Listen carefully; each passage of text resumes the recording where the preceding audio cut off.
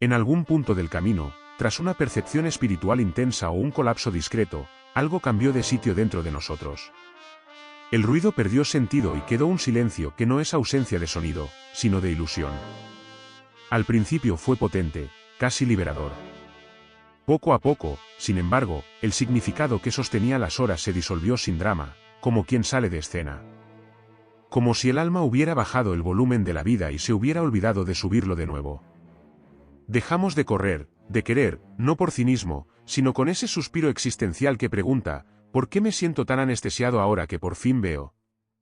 El paradoxo, esperamos que el despertar encienda la pasión, para muchos, sensibles, introspectivos, buscadores, abre un vacío. El mundo sigue igual, pero nosotros no, y en ese intervalo surge la pregunta, ¿y ahora? Carl Gustav Jung anticipó esta niebla post-despertar mucho antes de que fuera tema de redes. Hablaba de la psique y de los símbolos, del encuentro entre consciente e inconsciente. La iluminación no llega imaginando figuras de luz, sino haciendo consciente la oscuridad. La frase es bella, pero costosa. El despertar no cierra un ciclo, inaugura un desmantelamiento, la muerte psicológica de la identidad antigua, la disolución de estructuras que daban sentido, metas, carrera, papeles, promesas de futuro. Sin un nuevo mapa, la motivación desaparece. No es necesariamente depresión. Es transición. Despertamos de algo, pero aún no despertamos en algo. El escenario antiguo ya no contiene, el nuevo no ha nacido. ¿Incómodo? Sí. ¿Estéril? No. Jung llamaría a esto travesía hacia la individuación, no la glorificación del ego, sino su integración en el self, el eje de la psique. El self no pide aplausos ni claridad anticipada, pide honestidad y presencia. Por eso la psique, tras el despertar, recalibra, rechaza lo forzado, lo performático, lo utilitarista. El plan de 5 años pierde encanto. Las playlists de productividad pierden hipnosis. No es fallo.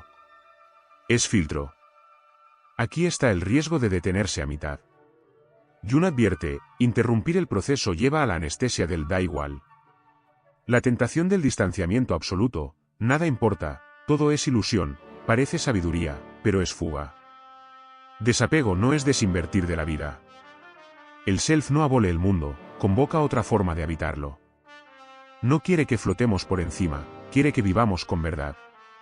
Entre la persona y el self hay un corredor pocas veces nombrado, un hiato donde casi nada funciona como antes.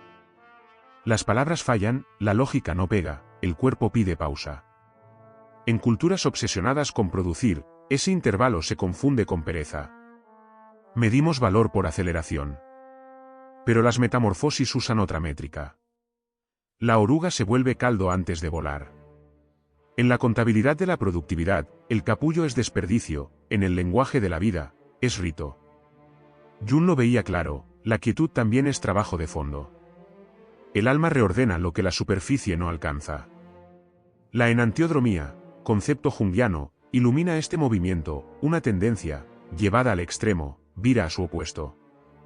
Tras años de impulso egoico, hacer, probar, conquistar, el péndulo va hacia la quietud, el recogimiento, la suspensión.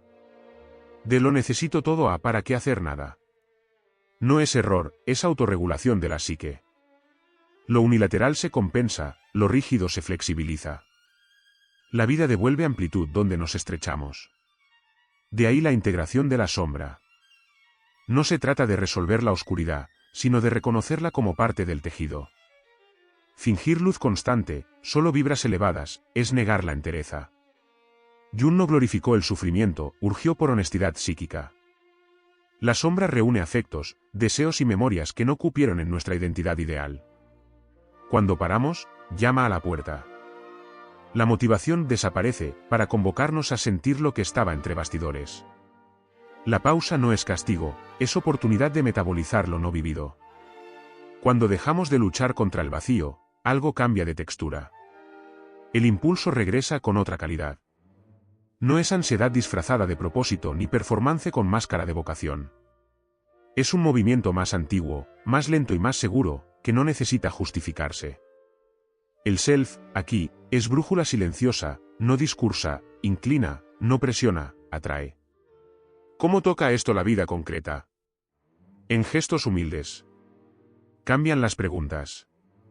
En lugar de ¿qué debo hacer?, ¿qué me llama en silencio? En lugar de ¿cuál es el plan perfecto?, ¿dónde me toca la vida ahora? En lugar de ¿cómo probarme?, ¿qué es honesto para mí hoy? Pasamos de la imposición a la escucha, del control al diálogo, de la estrategia rígida a la reciprocidad con la experiencia. No es abandonar ambiciones, es depurarlas. La ambición atravesada por el self deja de buscar validación y se convierte en expresión de coherencia. La energía que antes nos arrastraba por miedo se reorganiza como corriente continua, menos ruidosa y más constante. Paradoja, por no necesitar probar nada, hace suceder mejor, la alinea, no aplasta. Por estar enraizada, sostiene. Se cambia adrenalina por alineación.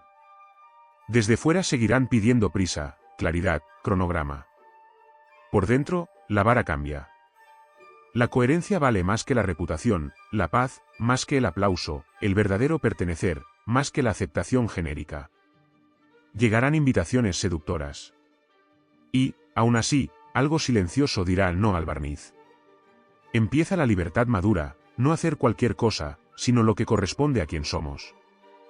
Jung habló de vida simbólica, no fuga, sino vivir donde sueños, imágenes internas, sincronicidades e intuiciones tejen sentido. No es superstición, es alfabetización de la psique. No todo lo importante llega en una hoja de cálculo.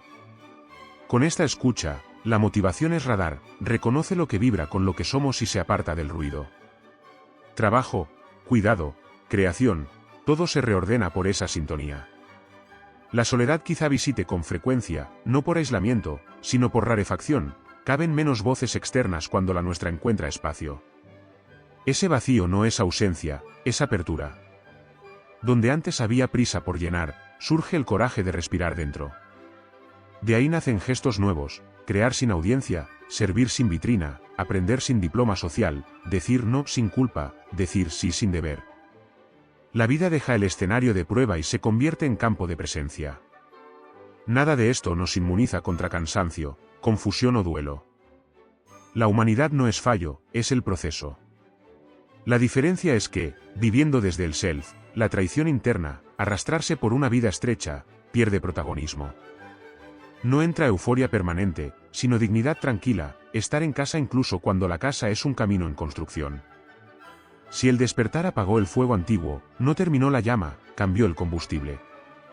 Lo que incendiaba ya no sostiene, lo que sostiene no hace espectáculo. La motivación, que vuelve no hace ruido, llama.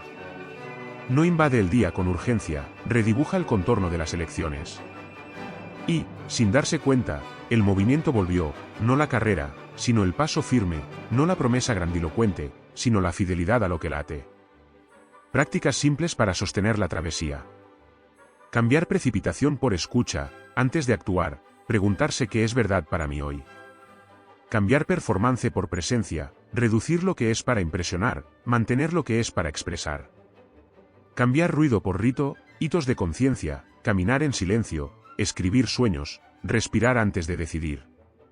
Cambiar prisa por ritmo, permitir intervalos, la psique trabaja entre bastidores. Cambiar aprobación por pertenencia, acercarse a quien sostiene su entereza y a espacios donde quepamos enteros.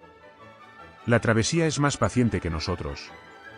Como recordaría Jung, no se trata de ser mejores según el mundo, sino de volverse enteros, personas en las que las partes conversan.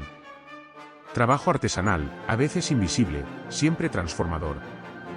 Si algo de esto resonó, quizá tu brújula silenciosa ya apunte hacia adentro.